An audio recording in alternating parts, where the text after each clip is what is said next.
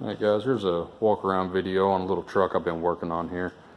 I bought this thing, honestly I bought it for a parts truck. I wasn't even going to build this thing, and got it home, got to look at how clean it was, and man, I just said I'd be crazy to part this thing out. So I had some stuff laying around, decided I'd go ahead and build this truck. So here's what I come up with. It's got a 5.3 and a 4L60 out of a 2002 model Silverado. The wiring harness, I built it myself using the information from Ls There's my fuse box. That seems like it's probably the hardest part to a lot of people, or the scariest part is the wiring. But it's really not bad. I mean, you follow that guy's instructions step by step, you can't mess it up. I mean, it's really not that bad, and all I can say is at least try it. You know, if you do mess it up, go buy a harness, but at least give it a shot building it yourself, you know, especially if you're on a budget. It's not bad at all. On mine, I did a couple things different. I integrated the factory fuel pump relay, because this truck was an 87, had the throttle body motor in it from the factory, so you know, there's a couple things I wanted to use. That the dual tank switch in the cab, all that stuff works just the same as it would from the factory. For the fuel pumps, I use the EP381 pump, which is a factory replacement for like say a 96 or so Vortec Chevy. It will drop right into the throttle body Chevy sending units, and it will give you the correct fuel pressure to run your LS motor. This is a return style fuel rail, so I just used the factory feed and return lines that came with the 87.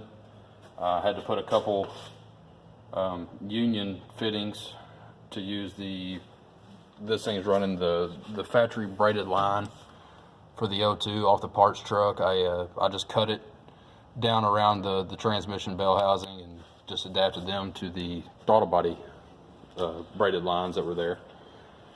Seems to work out good. I've put a couple miles on this truck, you know, running back in town, that kind of thing, and so far it's been a good swap. I'm glad I did it. I'm glad I didn't part this truck out. Let's see. It's got the 1 7/8 speed engineering headers. They're a really good fit. I had to bang that one tube right there. It's a little bit close to the frame. I think it looks worse on video, actually. Banged it a little bit, took care of that. Driver's side fits real good. I would recommend these to anyone doing an LS swap on a square body Chevy.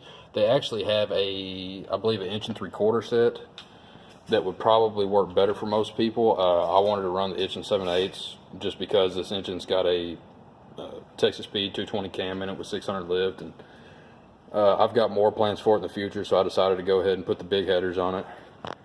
Hopefully so I don't have to buy another set later on if that becomes the restriction point in my system. Let's see, what else? Really, it's just a pretty simple truck. I mean, it's still got the factory mechanical fan from the O2. It fit inside the square body fan shroud.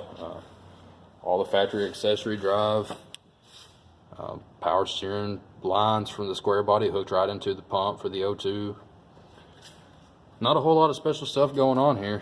I know, you know, like I said, a lot of people make these way harder than they have to be.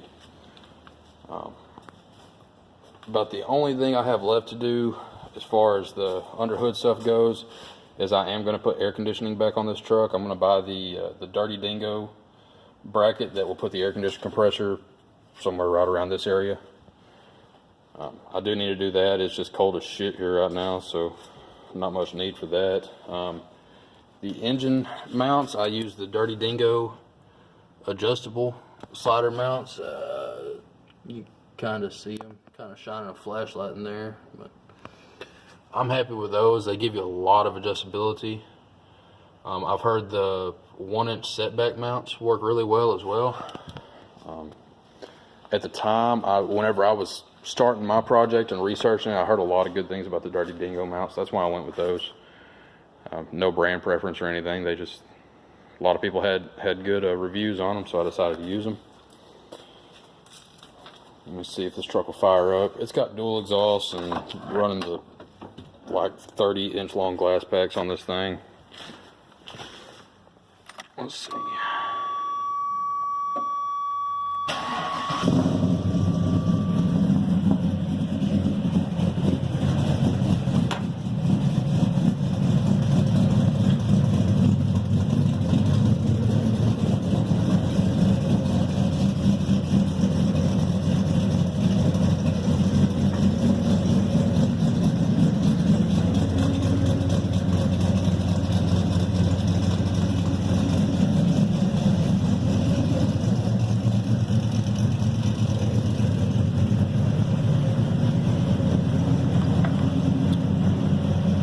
Then I also decided to throw a little trick in here.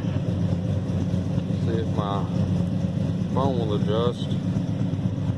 But I put a set of electric cutouts on it as well.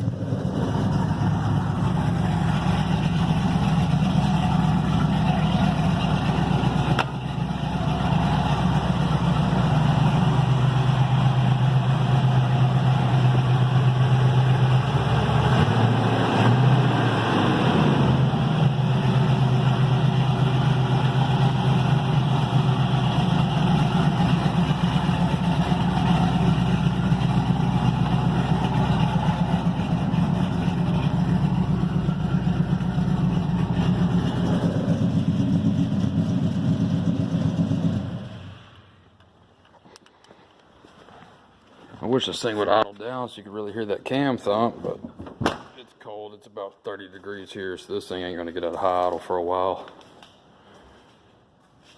But anyways, yeah, pretty simple little swap. Came out good in my opinion. I'm ready for summer so I can really start enjoying this truck a little bit more. Let's see what else is there. Running a 255/70 15 Cooper Cobra on this thing. It's factory height. I didn't really want to lower this truck, especially being a long bed and all. It just, I don't know. I just like them factory. Like them factory with a little bit of a twist. You know, that's why I went with the LS motor. It made a really, really good driving truck, man. This would be a great daily driver for someone. So, anyways, anyone got any questions? Let me know. Thanks for watching.